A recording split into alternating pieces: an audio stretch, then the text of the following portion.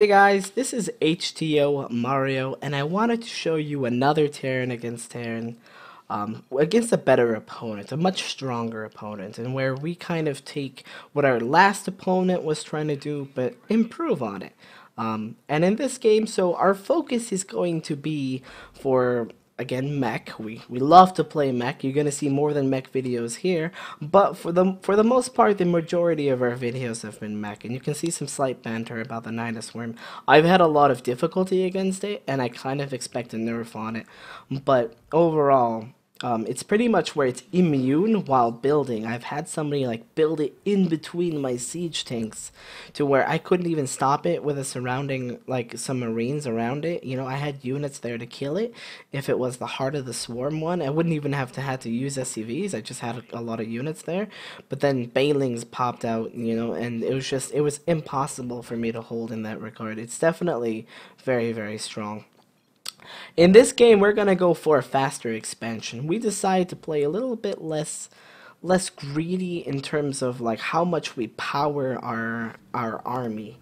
So a little bit more macro orientated from the get-go instead of transitioning into a heavy macro orientated build.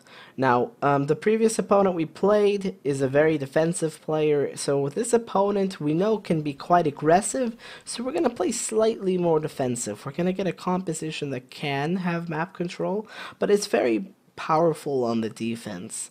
So what we're gonna go for is Marine Cyclone. Like what the Marine provides is a buffer for the Cyclone. Since we're not getting two Cyclones at a time very early, the Marines will help against any kind of defense. In terms of, let's say he gets a Reaper, two Marines, you know, you kind of throw away the Reaper for a while, maybe does some proxy play. Maybe he goes for a Banshee, you know, we have a Cyclone and a Marine. They're both anti-air, they're both anti-ground. So there's a lot of things you can do with them in terms of micro possibility. Maybe pull some workers if you need a little bit more. But overall, I feel like Marine Cyclone is one of the better ways to open in Legacy of the Void against Terran. Now, since we're getting close to our Cyclone production, our factory's getting kind of close, we're gonna go ahead and get another Gas Geyser. We also see that he's going for the Cyclone, his command center's kind of late, so we feel that we have a definite advantage. He's doing more of a build like what we did against our previous opponent, and what the difference is that we went for two tech labs and he's going for reactor. So he's going for Hellion Cyclone to kind of counter the double Cyclone build. And we are going for Marine Cyclone to be defensive, which with a chance of being aggressive if he plays defensive. So we kind of have a flip card and then he's going pretty aggressive. Now, the reason why I say he's going pretty aggressive even though he doesn't have to attack is because he delayed his expansion for so long. It's an aggressive stance. You want to attack with it. Now, we're definitely thinking about a third command center here very soon. Because our expansion will be a little bit earlier than his, or it was earlier than his. Now you can see that on the production tab, his is just finishing and we're already mining with an orbital command.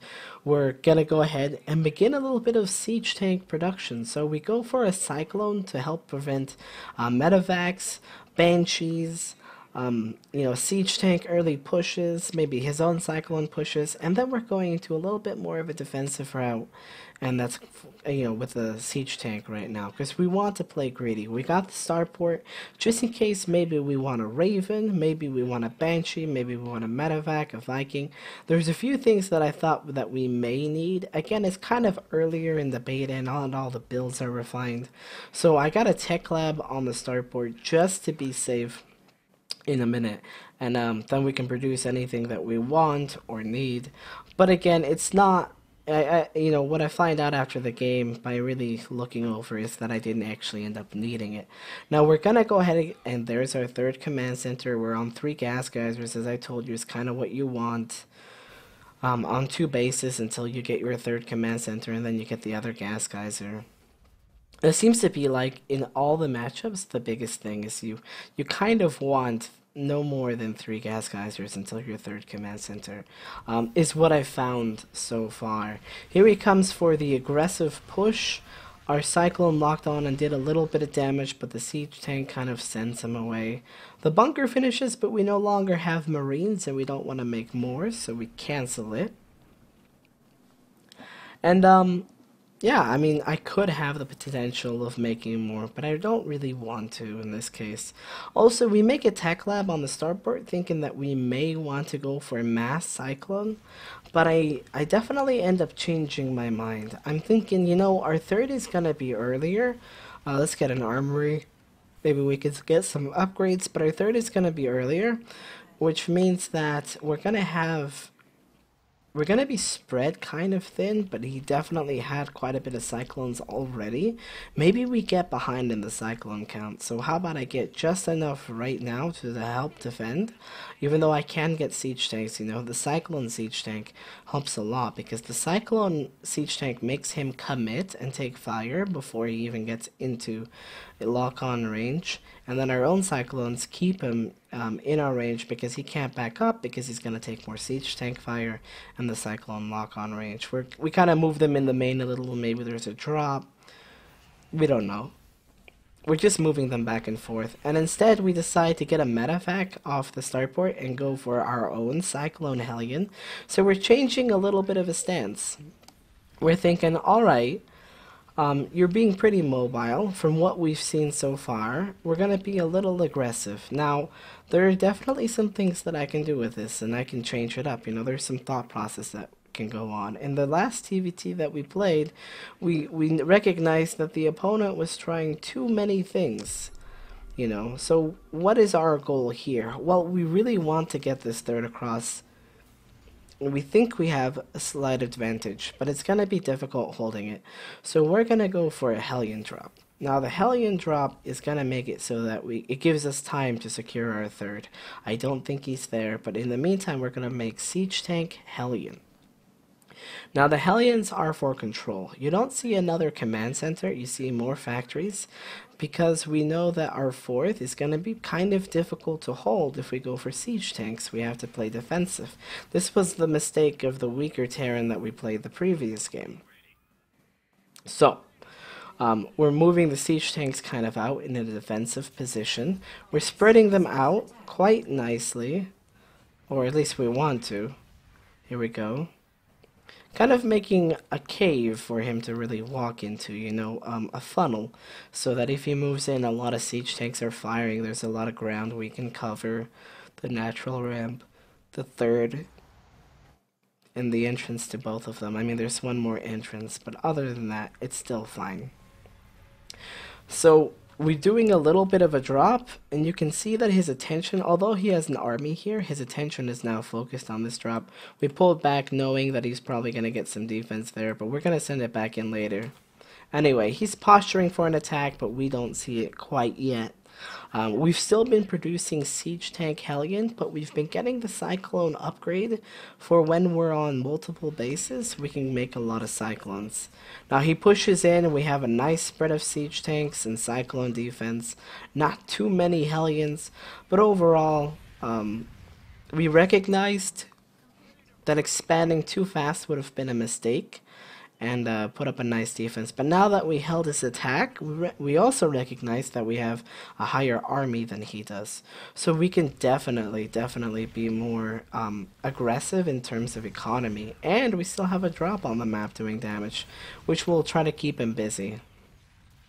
Oh, he's got a bit of a lock on, but we got a boost. Go ahead and drop that in the main, do some more damage. Here he comes. Might as well, you know, just ignore that. It's gonna die anyway. So what we've been doing is we've been building a lot of factories. And with our army so far, once you're kind of on 4 bases, you don't really need to build more SCVs. You don't really need as many SCVs as Heart of the Swarm. Overall, on Heart of the Swarm, I really like the cozy 60 to 80, but in Legacy of the Void, I really like a cozy 40 to 60. So it's quite a difference depending on the map and what you're going for. Now, we have a lot of factories. We can make a lot of things, but I'm making a lot of tech labs on them because I want to go for heavier cyclones. We have a lot of siege tanks. Excuse me. We have a lot of siege tanks, and one thing that means is that we can kind of really control the space. If you look at our base, we have a nice spread of like we have some defense here, just a single tank to ward off Hellions, but we have a sensor tower in case we need to put up more, right? And we're gonna build an orbital command here to kind of reduce the angle of which we can be attacked and get some siege tanks behind there. Kind of filter him out a little bit more, like zone out the units, make it less possible for him to attack, like a stronger base up here with a planetary, so it's hard to push here. And this will be like our forefront. This is where he most likely wants to attack. He doesn't really want to attack here because these minerals are more likely to mine out. He wants to kill our minerals that are more likely to stay alive for a longer amount of time. You know, this is where I get my biggest funding. So this is where the biggest of our defense goes, and this is where our rally is. So we can defend either here or here. And if he pushes over here and we can't get to it in time, we can siege up here and prevent him from getting to this base. And we just lose this third, which is fine. But we have the sensor tower to give us a lot of vision. And over here, it's pretty vulnerable, but we have a lot of units ready to deny any access into our natural, and a lot of units to deny any access into our fourth. And if we like siege these up in an angle, we still have quite a bit nice of defensive spread. Sending out some Hellions, do some scouting. We're making Cloak Banshees because I want to do some harass with them. I definitely... Oh, he gets some lock-ons and kills the Hellions. But... So the starport finally comes into play in that we want to do a little bit of economic damage. It's definitely not as on time as we want it to be, but it'll be a surprise. I don't think he would have any missile turrets because there's been no real need for them, although we've gotten a few ourselves just in case, because we know that's something that's possible because we're likely to do it ourselves. Oh, here he comes for an attack. So we siege up, move the command center out of the way because we don't want it to be in range. Take our mobile army, and it's fine. He's got one turret over here, but we move the Banshee kind of in the back, making a lot of cyclones, 5 cyclones at a time, some more command centers. One thing that you guys may not know is that the attack upgrade increases the damage on the cyclone lock-on. So that's definitely awesome. I think it goes from 540 to 720 or something like that. Excuse me, I'm tired. 540 to 720.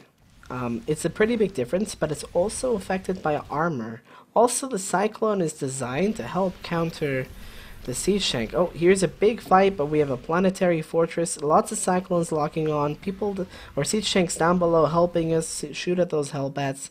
So he's got a lot of hellbats, but we have a lot of position that prevents hellbats. A lot of siege tank, the planetary, I mean, attacking there was definitely a mistake because the Hellbats are going to be lured in by the planetary. He loses all of his siege tanks, starts to lose high ground vision, and we know you just lost your entire army. The planetary defense, what we mentioned before, for the weaker Terran, you know, something that we recommended that he should probably do, worked out. We expanded a little bit slower, we were patient, we got the superior army composition, and now we're going in for the push. And this is just an example of why the last game, you know, we won with an aggressive stance, and this game we won with a defensive stance. I wanted to show you that a defensive stance can still work, but you just have to do it properly. You know, you can't just throw away your units into too many choices, too much options, really. You know, you can't do mass drops, you can't do mass banshees, you can't do mass Thor. You know, there's definitely something that you have to counter towards what the opponent is doing, and that's if they're being very mobile, you can be very defensive because their army's going to be weaker. But if you battle mobile with mobile, then it's going to be up to who can macro better. I mean, there's some key things that you can do in the Terran against Terran matchup in LOTV beta that will change a lot of what's possible. Again, as a maybe of a reminder of what that would be, is like the more mobile an opponent is, the more defensive you can be to counter it. If they're being kind of mobile with some siege tanks and some cyclones, you can do the same things. In all reality, you don't want them to have complete map control, but if they go for like total pushing aggressive behavior, then it's not bad to have siege tanks, because then you can punish him, because he can't, once you get close to maxing out, he can't kill you anymore unless he throws away some of his weaker units and gets a lot of faster expansions and takes advantage of that, and you take too long to attack. So there's definitely already some metagaming going on, some strategies going on. There's a lot of thought already in TVT when it comes to LOTV. So I hope you guys enjoyed it. Thanks for watching, and have a good day.